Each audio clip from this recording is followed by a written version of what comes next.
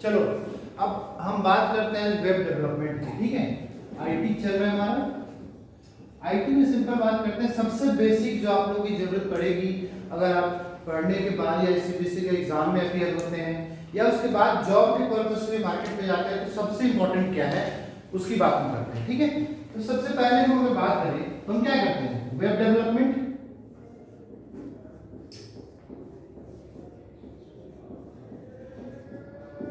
Web development. दूसरी बात करेंगे तो क्या करते हैं, ऐप डेवलपमेंट।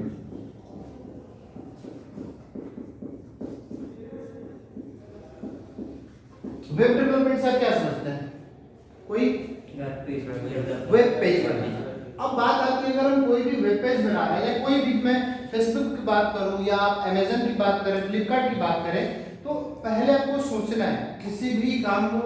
हम ऐसा नहीं है कि सो के उठ कर करने लगे, आपको प्लान करना पड़ेगा, पहले सोचना पड़ेगा कि इसमें होता क्या है, ठीक है।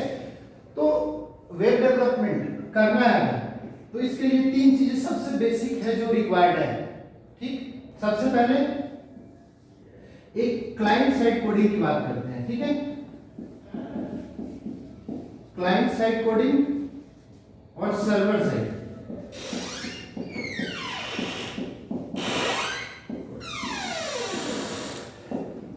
अब क्लाइंट साइड क्या हुआ और सर्वर साइड क्या हुआ, इस पर पहले आते हैं। बिल्कुल ये चीजें वो हैं जो हमारे जिंदगी में हो रही है, हम उसको यूज कर रहे हैं बट समझ नहीं पा रहे कैसे हो रहा है।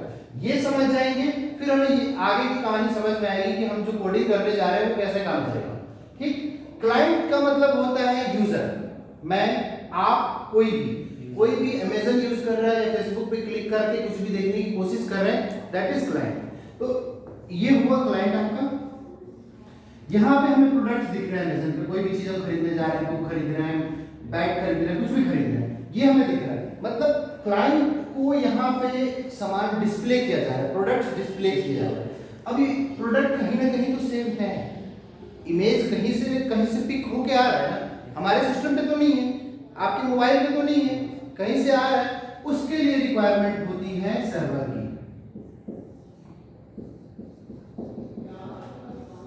जब आप जैसे ही लिखते हैं यहाँ पे amazon.com, इसको बोलते हैं यूआरएल। क्या बोलते हैं इसको? क्या फुल फॉर्म होता है यूआरएल का? क्या फुल फॉर्म होता है?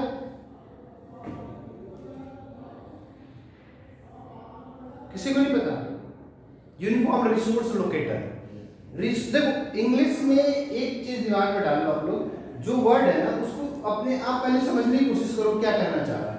ये कह रहा है कि रिसोर्स लोकेटर है। रिसोर्स का मतलब क्या होगा? कोई भी इमेज है, कोई भी प्रोडक्ट है, वही रिसोर्स हो गया, उसको लोकेट कर रहा है, मतलब वो चीजें यहाँ पे सेव है। जैसे आप सपोज कहीं, हर बच्चे का एक एड्रेस है ना घर का, वो यूनिक है या नहीं, तो हर वेबसाइट का ये चीज यूनिक होता है ना, ये बताता है कि सर्वर से इसको कहाँ जाना है। ये चीजें क्लियर हो गई। अब इस कहानी पे बेस्ड हम कोडिंग करते हैं। अब इस पे आर्किटेक्चर होता है, पहले डिजाइन, जैसे घर बनाते हैं पहले नक्शा बनाते हैं ना, तो वेबसाइट बनाते हैं या ऐप बनाते हैं उससे पहले उसका आर्किटेक्चर डिजाइन करते हैं। उसमें होता है 2 टियर 3 टियर, उसकी बात हम बाद में बात करेंगे। फिलहाल ये समझाया मैंने कि अभी हम जो यूज कर रहे हैं वेबसाइट्स या एप्स, वो कैसे यूज हो रहा है। अब बात करते हैं इसके लिए रिक्वायरमेंट क्या है।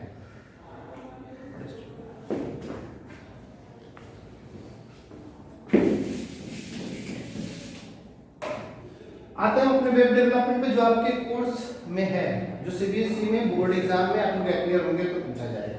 उसके लिए सबसे इंपॉर्टेंट क्या है, 3 चीजें आप पढ़ते हैं, HTML, CSS, जावास्क्रिप्ट। अब बात करते हैं ये क्या है, ये क्या है, ये क्या है। पहले इसको समझना जरूरी है, फिर इसको पढ़ना जरूरी है। HTML का फुल फॉर्म क्या होता है? हाई कॉन्टेक्स्ट मार्कअप लैंग्वेज, ठीक है। अब देखो HTML क्या करता है ना, कोई भी पेज बनाते हो, अगर आपको अभी तक कुछ बनाया होगा तो आप क्या लिखते हो? टैग्स लिखते हो ऐसे। सबसे पहले क्या लिखते हो? HTML, ठीक है। इसके बाद क्या लिखते हो? बॉडी। हेड नहीं लिखते हो? टाइटल नहीं लिखते हो? चलो बाकी छोड़ देते हैं अभी, हम सिर्फ हेड लिखा और हेड को बंद कर दिया अभी। फिर बॉडी लिखते हैं और कुछ भी लिखना है, जैसे पी टैग लिखना है, इसमें लिखा है this is my first class. फिर पी टैग को बंद कर देते हैं, फिर बॉडी को बंद, जिसको ओपन किया उसको बंद कर दिया। अब देखो कहानी यहां से शुरू होती है। HTML हमें क्या दे रहा है? HTML हमें स्ट्रक्चर ऑफ द पेज दे रहा है। घर बनाया, ईंट से बनाया, सीमेंट से बनाया, घर तो बन गया, लेकिन HTML घर में कलर नहीं भरता है। मतलब HTML का काम है पेज को एक शेप देना, पेज का फ्रेम तैयार करना। अब उसको सुंदर बनाने का काम हमारा करता है CSS, कैस्केडिंग स्टाइल से जिसको बोलते हैं। CSS क्या करता है? हम CSS से डिसाइड करते हैं, ये CSS होता है वो बताता है कि ये P जो हमारे स्क्रीन पर दिख रहा है, ये P जो हमें स्क्रीन पे दिखेगा वो यहाँ पर दिखेगा, यहाँ दिखेगा, ऊपर दिखाना है या नीचे दिखाना है। ये CSS डिसाइड करेगा कि इसका कलर क्या होगा। ये CSS डिसाइड करेगा इस स्क्रीन के बैकग्राउंड का कलर क्या होगा। मतलब HTML एक फ्रेम बना के देगा, फ्रेमवर्क बनाएगा वेब पेज का, और CSS क्या करेगा? उसमें डिजाइन करेगा, सुंदर बनाएगा, ब्यूटिफिकेशन का काम करेगा। तो सीखेंगे तो बाद में, पहले ये क्या कर रहा है वो समझ में आ गया, ये क्या कर रहा है वो समझ में आ गया। अब आते हैं तीसरे चीजों पे, जावास्क्रिप्ट का क्या रोल है? क्योंकि वेब पेज तो HTML ने बना दिया स्ट्रक्चर, CSS ने उसमें कलर भर दिया, तो फिर जावास्क्रिप्ट की रिक्वायरमेंट क्यों है?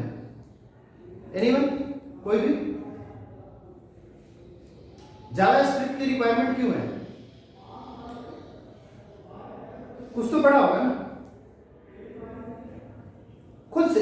चलो मैं भूल जाता हूं कि पढ़ा या नहीं पढ़ा, उससे कोई मतलब नहीं है। खुद से क्या सोचते हो जावास्क्रिप्ट क्या करता है? खुद से एनी गेस? गलत हो जाएगा। इससे क्या होगा? वेब पेज तो बन गया, सर वो जावास्क्रिप्ट लैंग्वेज होती है। हाँ लैंग्वेज है, ठीक है मान लिया, लेकिन वो स्क्रिप्टिंग लैंग्वेज होता है, कंप्यूटर लैंग्वेज उसको नहीं बोलते हैं। लैंग्वेज तो बाद में है।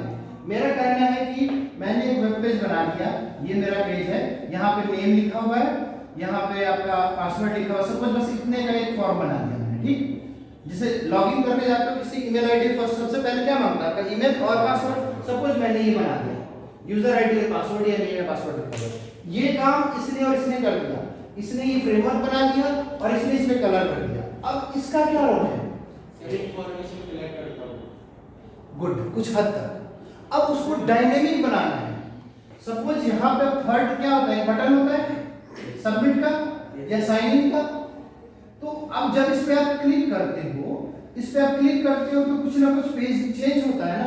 उस क्लिक को कौन इवेंट बोलते हैं? उस इवेंट किसके वजह से आता है? उस इवेंट के लिए जावास्क्रिप्ट चाहिए। कॉन्सेप्ट को समझो, जब भी आगे ये कहानी समझ में आएगी। HTML ने हमें घर बना दिया, CSS ने कलर भर दिया और इसने उसको डायनेमिक कर दिया। मतलब यूजर, मैं और आप जब गए साइन इन किया तो आपके इंफॉर्मेशन को, सपोज यहाँ पे मैंने डाला कोई भी आईडी a@b.com डाला मैंने, ये मेरा आईडी है, मैंने बोला ये मेरा पासवर्ड है, pass123, ठीक। अब सपोज मैंने डाला, मुझे लॉगिन करके आपके जीमेल अकाउंट पे ले गया, कोई कर्म के ये कैसे आइडेंटिफाई कर रहा है कि ये a@b.com का पासवर्ड यही है और इसका पेज वही है? कैसे आइडेंटिफाई किया इसने? जावास्क्रिप्ट ने क्या किया, इस इंफॉर्मेशन को जो इस टेक्स्ट बॉक्स में लिखा हुआ था पिक किया और भेजा सर्वर के पास। सर्वर पे क्या हुआ? मैंने बोला था सर्वर क्या है? रिसोर्स को वहां पे स्टोर करते हैं। तो जब आपने जीमेल पे या फेसबुक पे अपना पहला अकाउंट बनाया था तो आपने अपनी इंफॉर्मेशन दी थी उनको कि मेरा नाम ये है, मेरा फोन नंबर ये है, मेरा ईमेल एड्रेस ये है और मेरी आईडी ये होगी। ये चीजें कहां पे सेव है? सर्वर पर। जब आपने इस पेज को बनाया, आपने इस इंफॉर्मेशन को इसमें डाला, इस बटन को क्लिक किया, जावास्क्रिप्ट ने इसको यहां से पिक किया और बैक एंड, अभी तक हम सिर्फ क्लाइंट साइड की बात कर रहे हैं, फिर हम सर्वर साइड कोडिंग की मदद से इस इंफॉर्मेशन को सर्वर से मैच किया कि क्या a@b.com जो आईडी है उसका पासवर्ड यही है। अगर हाँ है तो उसको लॉगिन करेंगे, नहीं तो बोलेंगे कि इनवैलिड क्रेडेंशियल। ये कहानी है, ठीक। यहां तक कोई दिक्कत? अब सिंपल सी बात करते हैं, एक HTML पेज, ये इस तीनों में कोई दिक्कत है, कैसे काम कर रहा है यहां तक समझ में आ गया?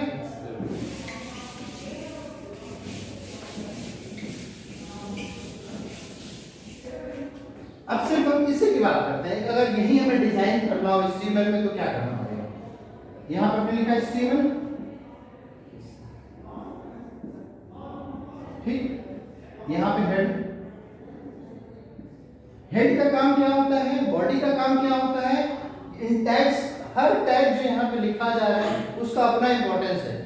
ऐसा नहीं है जैसे मैंने हेड लिखा और हेड को बंद कर दिया, तो ऐसा नहीं है कि इसकी रिक्वायरमेंट नहीं है, इसकी रिक्वायरमेंट है, मैं बताऊंगा कब है कैसे है, ठीक है।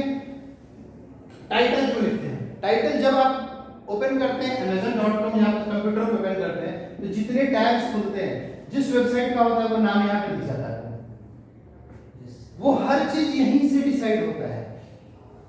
वो इमेज भी दिखेगा, वो भी, उसको फेविकल आइकन बोलते हैं, वो भी यहीं से डिसाइड होता है। तो फिलहाल हम सिर्फ ये करते हैं, बॉडी पे चलते हैं।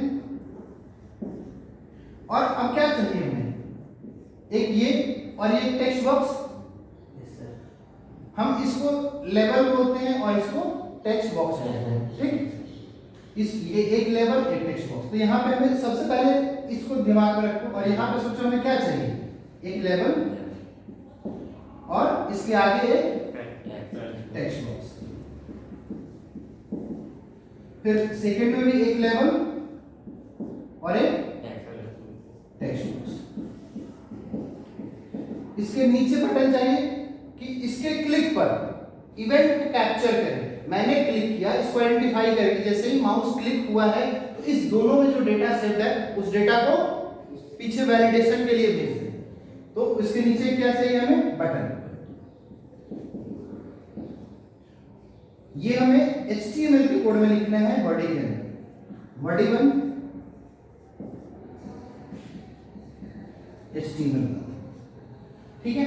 अब हम इसको लिखने की कोशिश करेंगे, ठीक। अब जब हम टेक्स्ट बॉक्स लिखते हैं,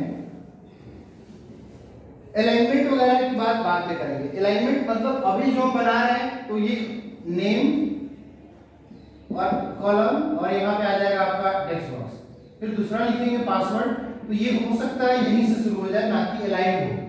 अलाइनमेंट करेंगे जब हम ये बनाना सीख जाएंगे उसके बाद, ठीक।